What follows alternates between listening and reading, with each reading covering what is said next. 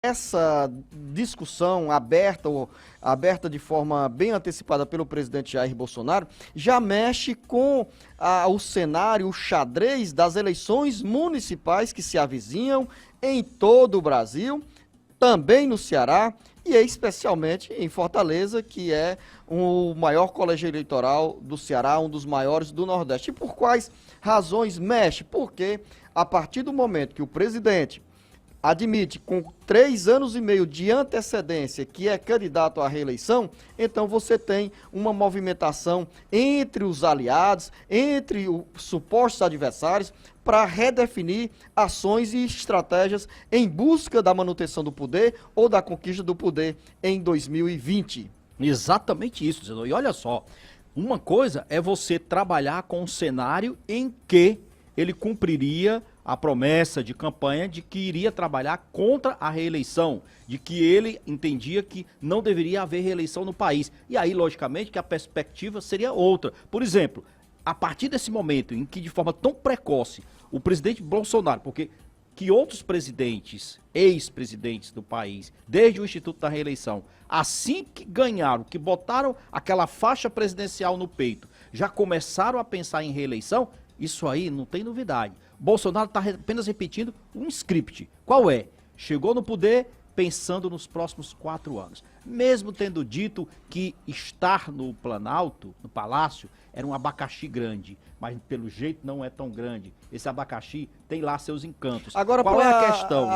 A memória aqui, jornalista Beto Almeida, entre todos os presidentes eleitos com direito à reeleição, parece-me que o Jair Bolsonaro é o primeiro a falar de forma precoce, com tão pouco tempo de mandato, já na reeleição. Os outros, então, presidente Fernando Henrique Cardoso, Luiz Inácio Lula da Silva e Dilma Rousseff, foram os 3 que nós tivemos com direito à reeleição e todos 3 reeleitos, cada um com 8 anos, menos a Dilma Rousseff, que passou 6 anos entre o primeiro e o segundo mandato, ou o primeiro mandato, mais a metade do segundo mandato. Então, todos, repito as suas palavras, pensaram na reeleição, mas, repito, de forma precoce, o único a se antecipar de forma tão cedo sobre a reeleição é o Jair Bolsonaro. E o faz isso, Zenô, embasado no seguinte argumento, de que se não houver uma boa reforma política. Está aí a argumentação que ele precisa para explicar a reeleição dele, ou a tentativa de reeleição. Ele diz o seguinte: se não for feita a reforma política, uma boa reforma política, ele sim é candidato à reeleição. Ora, se ele tem esse compromisso de campanha, se ele tem esse empenho e esse entendimento de que a reeleição deve acabar, claro que ele deveria, como governo, envidar todos os seus esforços para a aprovação da reforma. Diante dessas declarações aí, está muito claro que o próprio governo não vai ser tão forte na decisão de trabalhar favorável a uma reforma da política como se espera.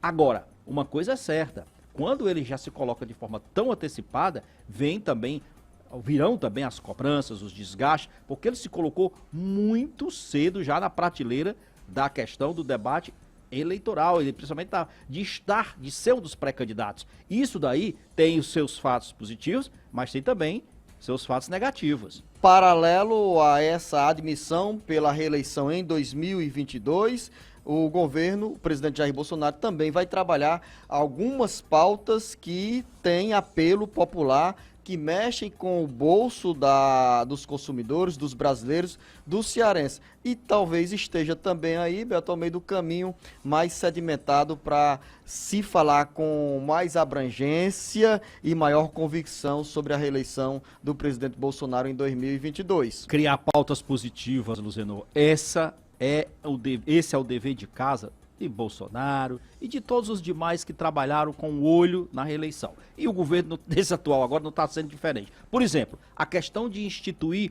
o 13º salário para o Bolsa Família, é uma medida que tem esse efeito.